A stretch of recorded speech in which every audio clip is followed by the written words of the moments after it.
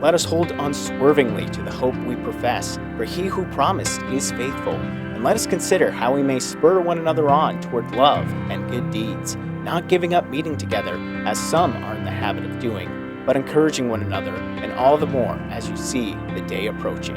Hebrews 10:23-25. I'm Michelle, and it is good to have you with us as we are talking to another pastor today, pastors in our listening area. And today we have Pastor Joe Franzone from West Cohasset Chapel. Pastor Joe, thank you so much for joining us today. You're welcome. It's my pleasure. Well, it's good to talk to different pastors, different churches. So tell us a little bit about your church, West Cohasset Chapel. What denomination are you? And just maybe a little something that makes you unique, or how long you've been there? So we are a non-denominational church, and I have been serving here. Actually, this week begins my 16th year of service of this one congregation, so that's a miracle. Congratulations. Thank you. Yeah, I'm happy to be here, happy to serve the people that are here. We are fairly simple to figure out, in all honesty, as a church. We try, as best we can with God's help, to be the kind of church that, whether people believe in Christ or not, that they're glad that we're here. So we care deeply about serving our community, formally, informally, volunteering, things of that nature. And we try to do any kind of outreach event with the community in mind as best we can. Okay, so tell us a little bit about Cohasset. How big of the community is there? Right, so we are about 13 miles outside of Grand Rapids, and the county is probably somewhere between 50 and 60,000 people. Grand Rapids is about 11,000. Deer River, I'm not quite sure exactly the population. Mm-hmm. And the reason why I say that is we have people from Deer River, Grand Rapids,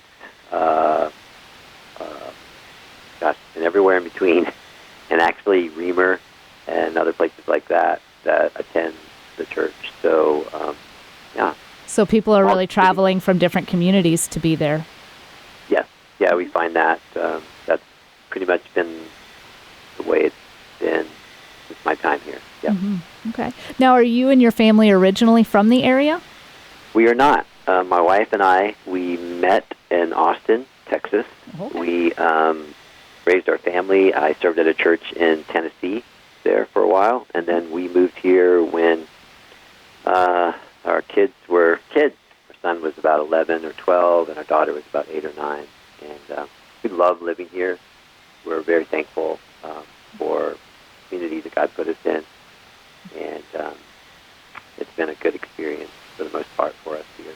Yeah. Oh, that's great. You said you've been there 16 years. How long has the church been there? So the church has been here over 80 years. And we actually are looking to relocate. We have a building that we're trying to sell, and we're looking to try to move closer into the Grand Rapids area. And that's where we're at right now in the life of the church. Okay, so that would be a prayer request right there.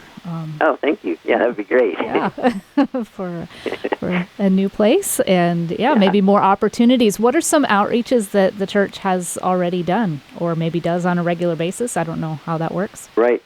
So we serve a couple of retirement homes, nursing homes. We have a lot of informal volunteering going on, whether it be Second Harvest in Grand Rapids, the YMCA here, or other places like that.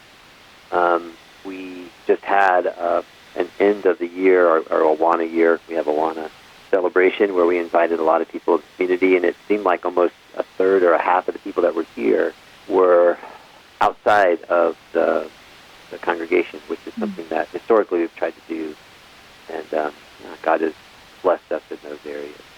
Yeah, that's always good to see new people coming in and being a part of the church or seeing what the church is doing.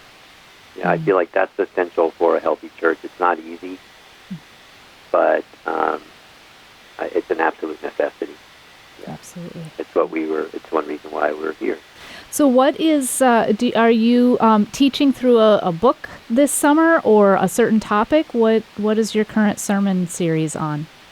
Right. So that's a great question. So we are primarily expository preaching church. So we'll take a book of the Bible and we'll start in chapter 1, verse 1, and we'll work all the way through it. And we'll take little breaks here and there, sometimes summer, sometimes like, Christmas and Easter and things like that. And so we work through a lot of books of the Bible. Right now we're working through the book of Acts, which has been really helpful, which is the great thing about doing verse-by-verse study and preaching. The Bible's a live book, and it's always new things to understand and to learn. And so we're just about finished with chapter 9 of Acts, and that's what we're at. Yeah, and it's been really helpful for myself personally, and I hope to be for the life of the church. I love the book of Acts. I feel like there's action in it, but there's so much depth as well. And there's always something, like you said, always something new to learn from it. Right, right. Which is, I think that's the benefit, personally, I think the benefit of expository preaching is that you let the text teach you instead of, you going to pick out a text. You let the text almost pick you, and you're underneath it instead of over it. And I feel, for me personally, that's safe in teaching and preaching week by week.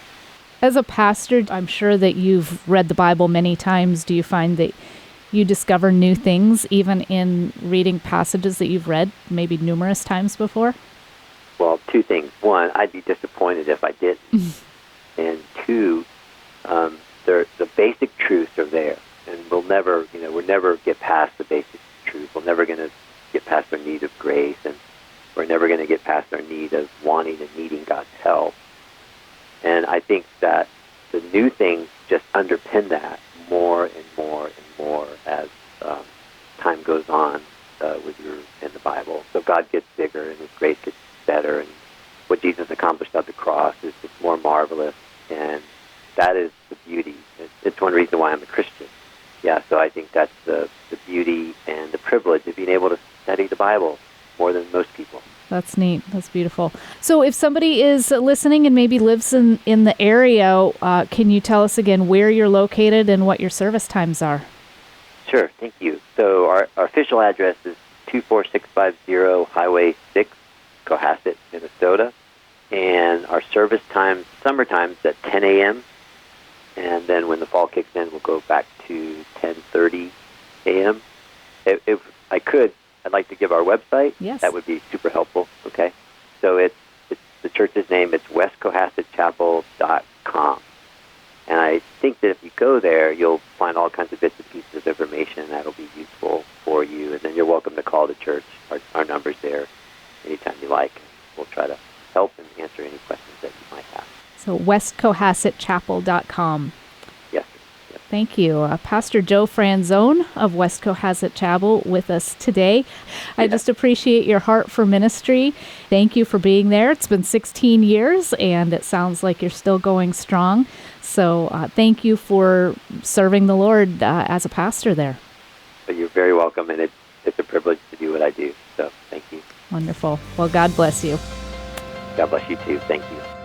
That's Pastor Joe Franzone of West Cohasset Chapel. Find out even more about their church and get contact information at westcohassetchapel.com.